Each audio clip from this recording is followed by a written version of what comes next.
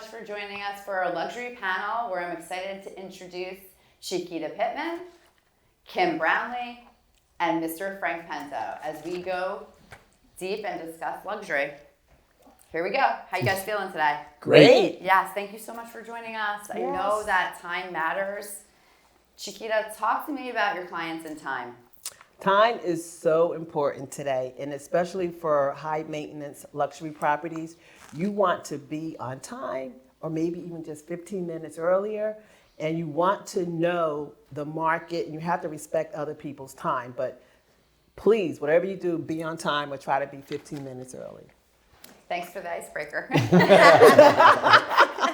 matter how often we present in front of people, it's always a little uncomfortable to be on camera, right? Yes.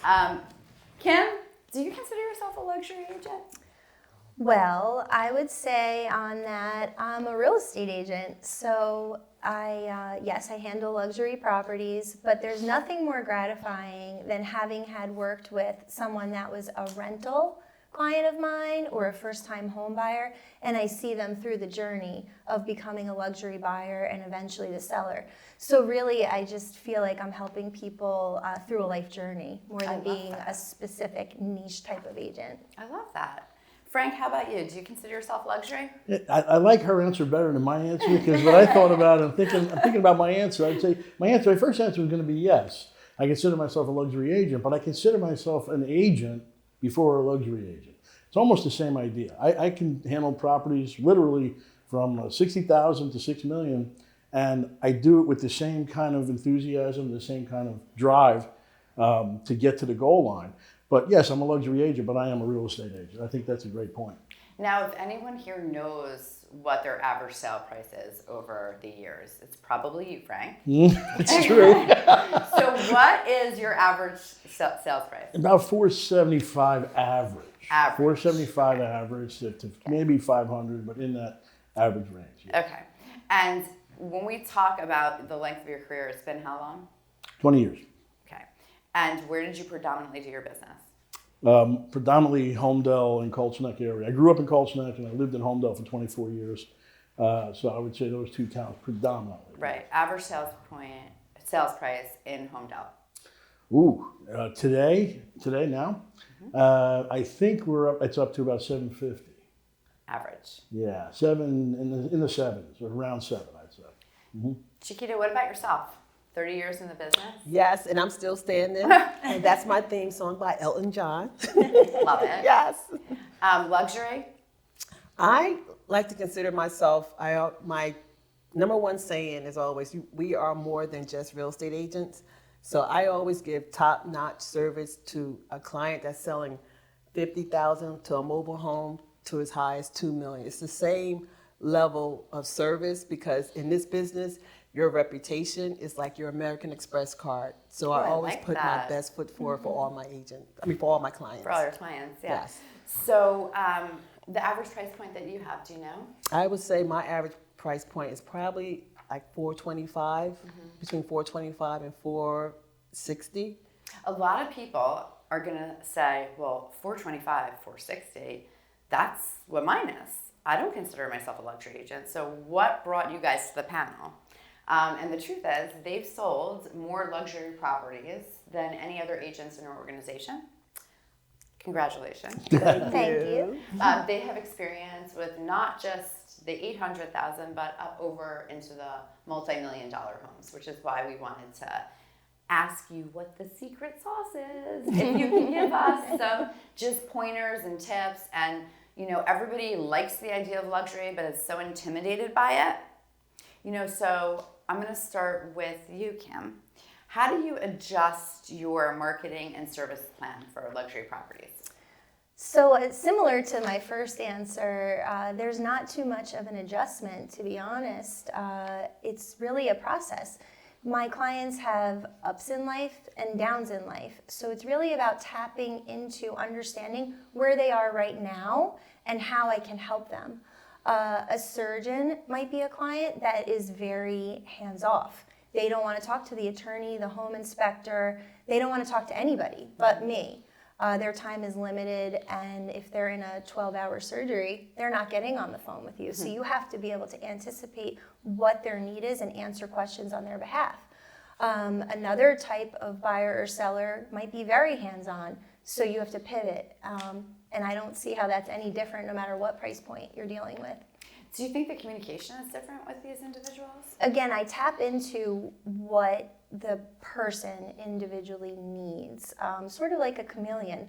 There's no one blueprint for any price point, and that does include luxury. You really have to be a good listener. Frank, how do you adjust your marketing plan? I have found that yes, we have to be able to adjust to where the people are coming from, but if I were to generalize luxury, I would find that they tend to hire real estate agents who are in many ways like them. They want that agent who is, and my agents in Middletown know I've said this before, they want that agent who is a student of the business and the industry.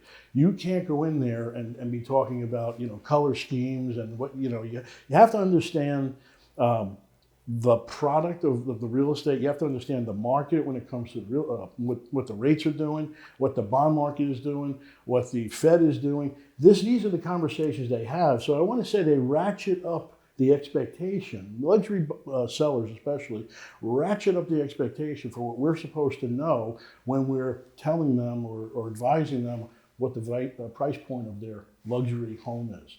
And so they hit us with a lot more of those questions that we have to be a little bit broader than just understanding comps and things like that. Right. So your level of education may or may not be different, because a lot of agents might educate themselves like that and be prepared for those conversations anyway. What about marketing, Chiquita? Let's talk about it, because I know you canceled the luxury class. Congratulations and welcome back to RE/MAX. Thank you. For those of you who haven't seen, she has an article. Yes. Check it out. It's a great big to be deal. back. Yes. Ms. Pittman. So we, I guess, unveiled a product that RE/MAX had hidden at that luxury event, and you actually took the initiative to go ahead and use it. So let's talk about that. What is it, and what do you think of the listing? I will say, if you want to level up your marketing campaign for high-end individuals, this program that RE/MAX has is really the best, and that's exactly what I did for my new listing for $1.9 million in Scotch Plains. You get weekly reports. They do all their marketing campaigns from Facebook, Instagram, Wall Street, Journal. They do, and you can actually send your client a weekly report, and they see exactly where all your ads are going. And for me, it's worth it, because I'm always trying to do something different. I always want to be different from all the other agents, and I always want to put my best foot forward. So if you really want to level up and really impress your high-end individuals, I think this program that RE/MAX has is definitely one of a kind. So earlier, before we were taping, and this always happens, we were talking about just what your client expectation is, especially of high net worth individuals. Can you share back how you adjust your communication with them? Obviously, everyone adjusts for the personality, but specifically for these individuals that you've grown accustomed to working with. Well, I want to piggyback off of what Frank said. You really have to be a good listener and really know your client and always communicate, because the number one complaint that we hear in the real estate industry is when you take a listing, sellers always say they never hear from their agent. And it's so important. If you have nothing to say, just give your client that weekly call, give them that update, because they're hiring us to handle the biggest investment of their lives. So you need to be a good communicator, you need to be accessible, and you just need to speak with confidence. You have to know what you're doing, stand in your zone, and communicate and put your clients all the options on the table, for them. I'm very good. I feel confidence when I'm doing what I'm saying, and honesty is the best policy. Never tell your client what they want to hear, but tell them what they need to hear, and at the end of the day, they will appreciate that more than ever. I love that. Thank you. Thanks for just revisiting that. I want to talk about the listing appointment, and I think some can say, like, we find the same objections on a regular listing appointment that we find on a luxury listing appointment. What is different? Frank, what do you find to be the most common objections that you hear on a luxury listing appointment? Well, common objection I still would say would be the fee, but put that aside. And especially at luxury. Yeah, you know, I mean, you're going into a $2 million listing, they're going to question your fee. You're not getting 6%. So, well, I don't know about that. I have a plan. Unless you're Michelle, Thank folks. you. Okay. I'm just kidding. Or Chiquita, right? Or Kim, Chiquita. right? Okay. You got to believe you're worth it. That's okay, right. Go ahead. But I would say there is I prepare myself for a different psychology when I go into a $2 million property or $1.5 million property. That seller usually those homes are meticulous. Usually those homes are highly appointed with the best materials, the best millwork, custom imported tiles, and many, in addition to the artwork and the decorating. But you go in there and you have that level of pride. So what I find is I want to make sure that when I go on my listing appointment, I'm noticing things like that. And when we take the time to tour through the home to get the features, there's a lot of listening that goes on, you said it right on, about what they're proud of, what makes them love their house and want to really talk. And you have to respond to that. And it may not be they're going to get 90 cents on the dollar for the imported from Greece hand-painted sink in the bathroom, but you're going to be honest with them. But you have to listen to all of that. And it's very important in a luxury listing to make a list of all those features, because they're going to ask you to present the home personally in all cases for all people who come. And when you're presenting the home personally, they want to know that you're telling the potential buyer what all those details are. Even if they're not going to get 100% of what they paid for every little detail, they want it drawn out. And you owe them that. Yeah. So other than commission, most common objection you hear? Common objection, it is, where is my house going to be marketed? How are you going to market it? What are you going to do differently? But it's that personal, they want that personal attention. They want that one-on-one. They're not going to, if you have assistants and you have team members, they want the top person. They want the CEO of the team. I see you nodding your head. They want you. They want you. So. Yes. I feel like you're going to tell me the truth. What is other than commission, what is the most common objection you've heard when listing? I'm sitting here just agreeing with everything you're saying. Oh. I've had a lot of benefit of referral. And so I haven't really had the objection issue in the last 2 years. I do think it helps coming in with the RE/MAX brand for sure. I feel like a lot of objections get swept immediately because RE/MAX as a brand does such a great job marketing. We also have the RE/MAX collection.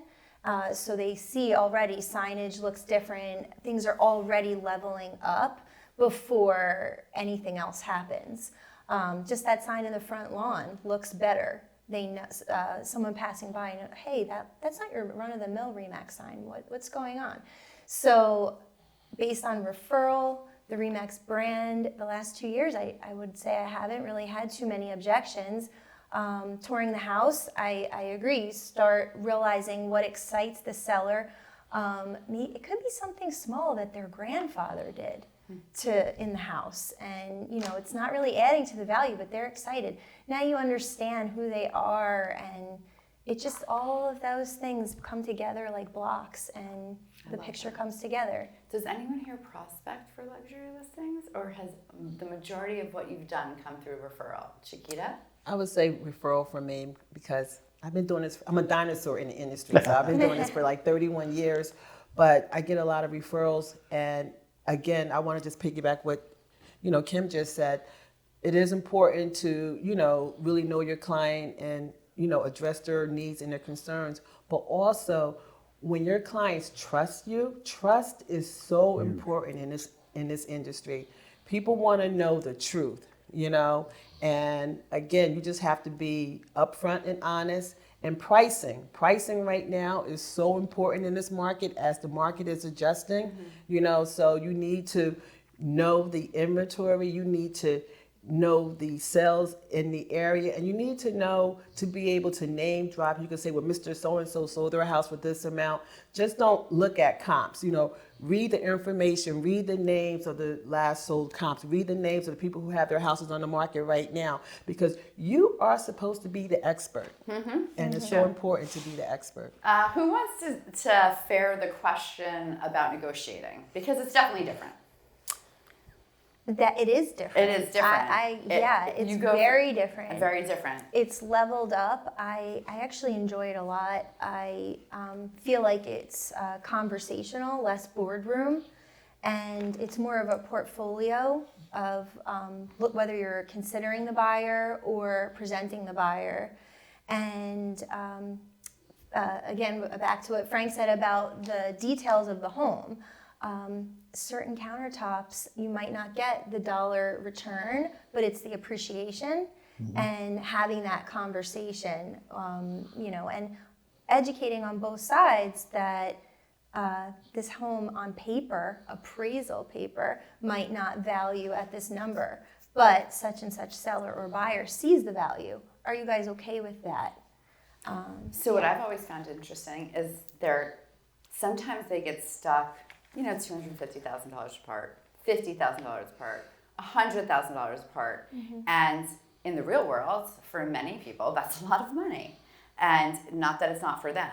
So I think that gap is not lost on them, but closing it is different.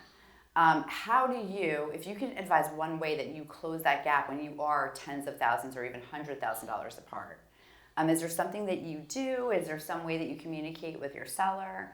Go ahead, Frank. Well, I don't think I have had too many instances where I've been hundreds of thousands apart, because pricing it, and if we do the correct job, they will listen. They will listen to the logic, they will listen to the data, they will listen to the comps, and they will say, okay. I even had a quick anecdote where I had a Wall Street guy who he says to me, Frank, what's my house worth? And I said, it's going to get you about 1.9. And he says to me, okay, what should I list it for? I says, well, let's list it at 2.1, maybe 2.15. He says, Frank, why would I list a house at 2.15 if you just told me it's worth 1.9? Let's list it at 1.95. We did it, we sold it in 3 weeks. I said to him, I wanted to kiss him. I said, Tony, I want to hug you and kiss you, because I'm not used to that answer. And that was a smart luxury seller who understood the market, understood buying and selling, and understood negotiating, and understood that when you're asking too much, you're going to get less, and if you're asking the right number, and we had 2 bids in 2 weeks, and we sold it in 2 weeks. That's great. So the negotiation is getting the price right up front. When you hit that price, can I do another quick anecdote? Really quick? Sure. We'll cut it out later. It's really important to understand the psychology of it, because this fella, I was negotiating with him, and the guy hit $1.5 million, and he said, Frank, hit the bid. This is how they talk, right? Hit the bid, because they're talking like stock people. And I said, I think I might be able to get a little more money. He says, what? I says, I think I might be able to get another $50,000. Because we were at 1.6, he was at 1.5. He says, hit it. I said, let me try to get 1.5. Lo and behold, he says, whatever you do, don't lose my buyer. I got the guy up to 1.55. He says, Frank, you're amazing. Turns out later on he had to replace his septic system. He said, I'm not worried about it. I'm using his money. Yeah.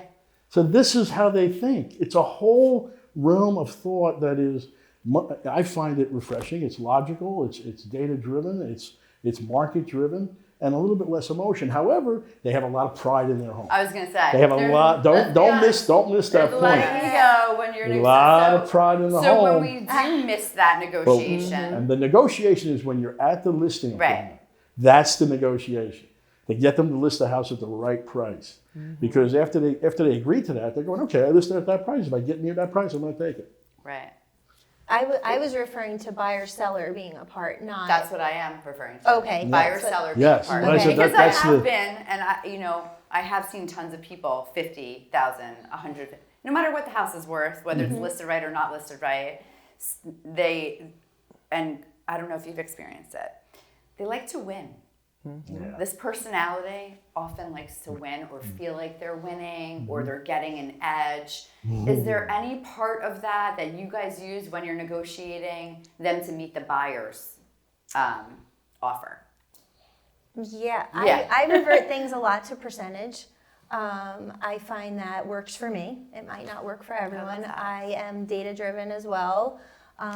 Square footage and finishes are of course important. Then you get into funny nuances that sometimes get overlooked, like is the house finished in brick on all 4 sides? Yeah, well, that's actually Where a really big one deal. is just the frontage facade. Like Correct. there's things that Features, definitely get overlooked by agents that don't do this often. You really have to be detail oriented in that. Is there a 100%. special nanny entrance? There's really things go way beyond bedrooms and bathrooms. Right. It's a lifestyle. Yes, exactly.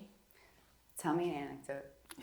Chiquita, share with me something that happened, like the craziest thing you've ever Oh my experienced in luxury. God. Go for it. Oh my God, there's always something with me. But if you know me, everyone knows that I love kids and my family's very involved with sports. And I actually had a client who had a job interview. She has 3 kids, and her nanny was sick on the day that she had to go for her job interview.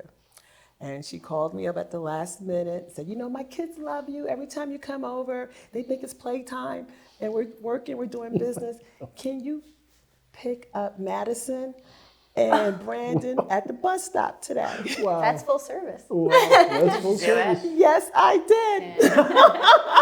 Whatever it takes. But, you know, I mean, I always say we are more than real estate agents because you really become like family, you know, with Service your provider, clients. full service provider. And I've been doing this for so long. I'm actually selling my clients' kids' houses now. And it's just amazing. I take pride in my work, but I also love my job too. I So love it. I think we all do, right? absolutely. Okay. One word of advice when dealing with high net worth individuals. If you had to use one descriptive adjective, what would it be? Listener. Listener, listening. I ditto that. That's so important because we're so used to talking all the time. I would say preparation. Oh, now I want to steal that one. But Yes. this is why Can it's we so pick hard 3 doing words? panels, right? Because everyone is like, oh, I like that idea. I like that idea. And it's interesting it adjusts how you guys are thinking. Imagine what we're sharing with the agents outside, right? Like, hopefully a lot of light bulbs are going off, and you've definitely learned something. We look forward to seeing you all soon. Thank you guys so much for taking the time. I know you all traveled, and we really appreciate it. Talk to y'all. Have a good one. Bye.